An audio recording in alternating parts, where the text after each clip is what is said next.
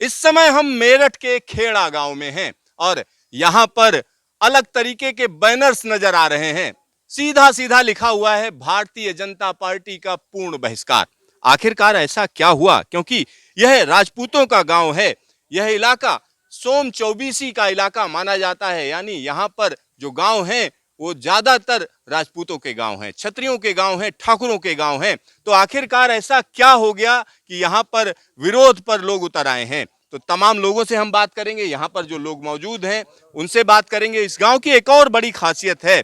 ये बड़ी खासियत ये है कि इस इलाके की अगर हम बात करें तो खेड़ा गांव से ज्यादातर जो बच्चे हैं वो फौज में जाते हैं, यानी आर्मी में जाते हैं। ये इस गांव की एक और बड़ी खासियत है। यहाँ पर कई लोग हैं, सीधा सीधा उनसे बात करते हैं। क्या नाम है आपका? अंकुर राणा। तो अंकुर जी, क्यों विरोध कर रहे हैं? विरोध की वजह कई है।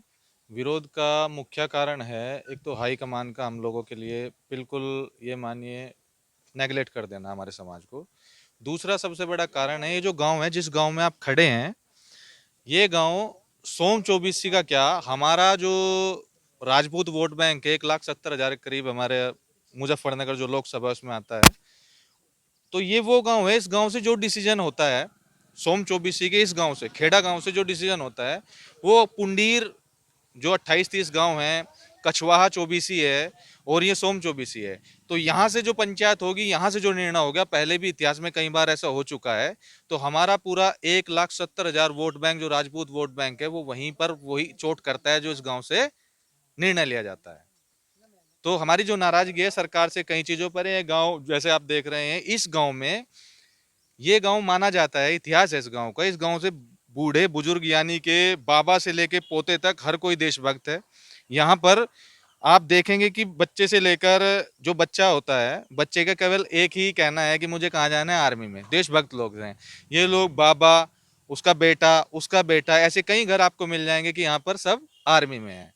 तो ये लोग अगर आज विरोध कर रहे हैं कि, तो कहीं ना कहीं इसका कारण है नेगलेक्ट।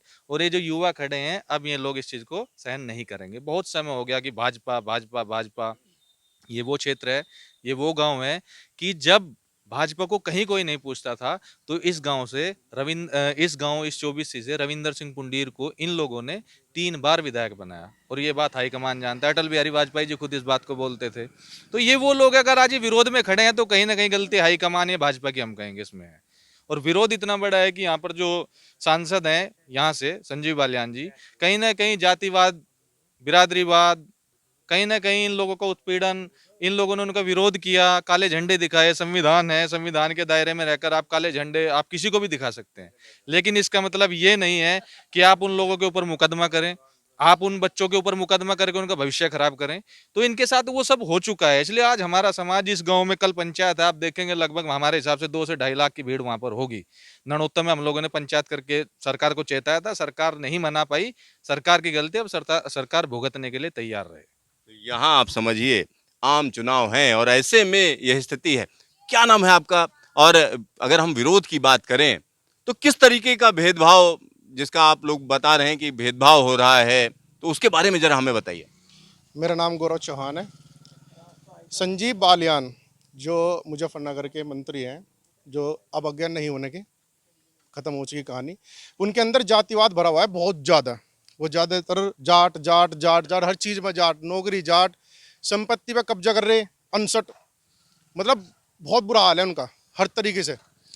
और जातिवाद तो इतना भरा हुआ है कि कितना भी कार्य, अगर हमारा कोई भी कार्य नौकरी का हो या किसी भी चीज़ से लेके, वो सिर्फ जाट ही पसंद करें। किसी भी जाति को दोहरा लगाना पसंद नहीं करते, ना उनका कार्य करना पसंद करते। उन्हें हाँ, बस वोट के लिए वोट चाहिए हर एक से, चाहे वो दलित समाज से हो, चाहे वो राजपूत हो, चाहे कोई भी हो। और राजपूतों ने जो पीड़ा बीड़ा जो उठाया है, इसे पूरा करके मरने, इसे हार का सामना करना पड़ेगा। अब इसके सामने पहाड़ खड़ा हो चुका है राजपूतों का, ये से गिरा के मरनेंगे। ठीक है। राजपूत कहीं ना कहीं नाराज हैं और भी लोग हैं, यहाँ कुछ बड़े बुजुर्ग भी हैं, उनसे बात करते हैं। क्या नाम है आपका? वेदपाल है जी। तो वेदपाल जी, जब विरोध की बात आती है, वो भी इलेक्शन से पहले, जगह जगह बैनर लगे हुए हैं भाजपा का बहिष्कार। आखिरकार ये बहिष्कार क्यों? ये बहिष्कार नु है जी। बाल को ना झंडे दिखा दिए थे ऐसे पुल पर, और पुल पर झंडे दिखाने के बाद में इसने जो मुकदमे करवा दिए, अब मुकदमे करवाने के बाद मैं नु कह रहा कि इसे ख़त्म होने दो और जब देखूँ हम इसे 19 तारीख में खुद देख लेंगे। बस हमारा तो यूँ है राज। बालियान को नहीं, यानी बीजेपी को आप लोग नहीं चुन रहे हैं। नहीं, हम नहीं दे रहे इसे वोट। तो लोग कह रहे हैं कि ये तो जातिवादी बात हुई कि आप जो है एक जाति के नाम पर इकट्ठा हो रहे हैं। जाति के वाद पे नहीं इकट्ठे हो रहे, हमने तो जी बच्चे ने फूल पे दी। इसके पिछले इलेक्शन में भी 16 गाड़ी आई थी भर के, हमने 16 की 16 पे फूल पे दुआई थी उन पे लुढ़ार पे। और तो बताओ जाति पे हम कैसे जाति पे तो वो उतर रहे और फिर नू कह रहे अब देख लेंगे। देख लियो भैया। तो यहाँ पर कहीं ना कहीं कड़वाहट लगातार नजर आ रही है। कुछ और लोग हैं। आप यहाँ पर आप बात करना चाहेंगे, क्या नाम है आपका? आकाश। तो आकाश, अगर हम बात करें इस गांव की तो बहुत से लोग कह रहे हैं कि यहाँ के जो युवक हैं फौज में जाते हैं, आर्मी में जाते हैं, यानी देशभक्ति की बात कही जा रही। ऐसे में वो पार्टी जो लगातार कह रही कि हम देश का नाम ऊंचा कर रहे हैं, विकसित भारत बनाएंगे, उसी का विरोध कर रहे हैं आप? नहीं, विरोध तो देखो करना पड़ रहा, कर नहीं रहे। आपको जैसा कि बताया गया गांव में, इस गांव का इतिहास है, आर्मी में लड़के बहुत हैं, यहाँ से घर घर से फौजी हैं। अब इन्होंने वो आर्मी खत्म कर दी, 4 साल की भर्ती छोड़ दी। 4 साल में आदमी क्या कर सके? फौजी आदमी जो देश को चला रहे 70 साल में, मोदी तो रिटायर हुए नहीं, 4 साल में फौजी को रिटायर कर रहे। बताओ, आप बताओ, सोचने वाली बात है नहीं है? ये भी एक विरोध का कारण है जी। और विरोध तो बहुत हैं हमारे इसमें, यहाँ पश्चिमी उत्तर प्रदेश में, जैसे कि अमित शाह जी जाटलैंड बता गए। यहाँ राजपूत भी रहे हैं, 36 बिरादरी भी रहे हैं, एक तरफा जातिगत राजनीति कर रखी बिल्कुल। और इसमें हमारे तो देखो जी टिकट ही काट दिए सबके। जब पता है ये गांव 24 ऐसी है, एक तरफा बिल्कुल बीजेपी पे पड़े, फिर भी विरोध है। क्यों है? कारण तो पता होना चाहिए ना, क्यों है।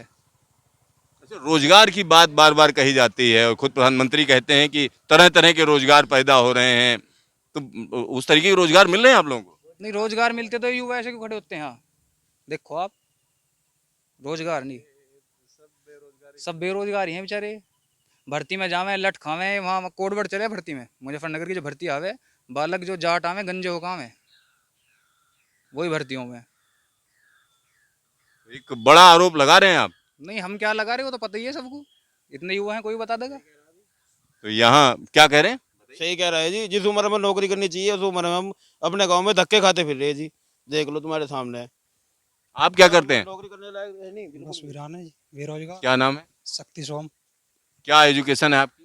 एजुकेशन तो 12th की है और बीटेक कर रखी है सभी में। पर सबसे बढ़िया मेन कारण था कि बचपन से लेकर आज तक यही सोचा कि आर्मी में जाना, आर्मी ज्वाइन करनी, देश के लिए कुछ करना, अपने सम्मान, अपने माँ बाप, अपने गांव के लिए कुछ करना। पर आज पता चल रहा है कि जब से 4 साल हुई है, क्या करेंगे हम वहाँ 4 साल के लिए? अपने देश के लिए रक्षा नहीं कर सकते ठीक से। और आने वाला जो ये युवा था 4 साल जो ऑन ड्यूटी है, उन्हें देख लेना भी देश के लिए क्या करेंगे। क्या हम इसीलिए पैदा हुए हैं? छोटी बात नहीं है ये, बड़ी सोचने वाली बात है। राम मंदिर ट्रस्ट से क्षत्रिय साहब, लोकसभा सांसद से क्षत्रिय साहब, क्या करेगा क्षत्रिय? संघर्ष करता है क्षत्रिय और किया है हमेशा, है नहीं, छोटी बात नहीं है ये। समझो, विरोध का कारण सिर्फ यही है। ठाकुर हैं, क्षत्रिय समाज है, नहीं हटेगा किसी से। संघर्ष करेगा जब तक उसके में दम है, करेगा और करता रहेगा, करता आया है। यहाँ आप समझिए कहीं ना कहीं नाराजगी काफी गहरी है। यहाँ एक और चीज हम जानना चाह रहे हैं। सरकार कहती है, खासतौर पर अगर हम सत्ताधारी गठबंधन की बात करें, तो ये बार बार कहा जाता है कि हम राम को लाए हैं। तो ये उससे कोई कनेक्शन नहीं है आप लोगों का? हाँ, कनेक्शन है ना। हम सब लोग सूर्यवंशी हैं और राम हमारे हैं, राम हमारे आराध्य हैं। तो वो लेकर कहाँ से आए थे? राम ने तो ये निर्माण किया है हम लोगों का सबका, वो कहाँ से राम को लेकर के आ जाएंगे? अच्छा, आप एक बात बताइए, मैं इन्हीं की भाषा में इनको जवाब देना चाहता हूँ, भाजपाइयों की। आप राम को लेकर के आए हैं, बड़ी अच्छी बात है। आप राम को लेकर के नहीं आए, आप राम का नाम लेकर 2 सीटों से आज 300 पार हो चुके हैं। राम को आप लेकर के नहीं आए, राम आपको लेकर के आए, पहली बात।